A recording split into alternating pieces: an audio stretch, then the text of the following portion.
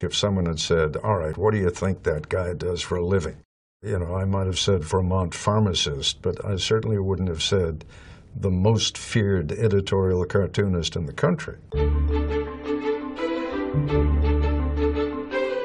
There are many breakfasts that were spoiled every morning in Washington, D.C. because of Herb Block. He understood his role was to speak truth to power. Herb Block is one of the touchstones of 20th century satire. He had that instinct for the jugular and for the gut.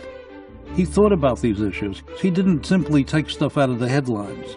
He was an independent force in this city, in that newsroom, and in this country.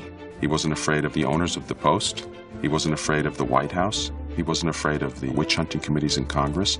And this is just somebody who charted his own course and was not afraid. You would not have wanted to be Herb Block's enemy, because he was going to nail your hide to the wall. Sometimes you'd open up the Washington Post and be like a punch in the face. If something wasn't fair, it upset him. He believed in independence. He believed in liberty. He believed in freedom. His loyalty was not to any party or politician. He had a righteous feeling about what was right and wrong. Herb was the conscience of the country. There is no question in my mind that this was so.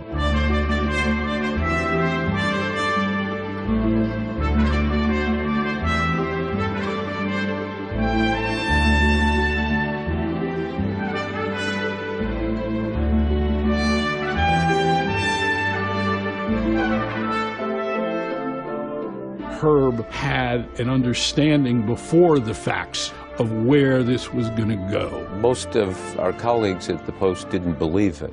Herb believed it. I would even say it was more than a belief. He knew. As the decades went by, he was right there on top of the issues. His succinctness makes what we do on The Daily Show look kind of silly. There ain't nothing like good old-fashioned 24/7 full-on journalism.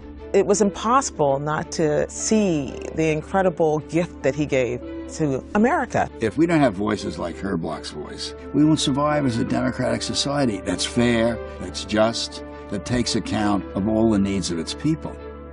It's the humor that ultimately says, now that you've had your laugh, let's change.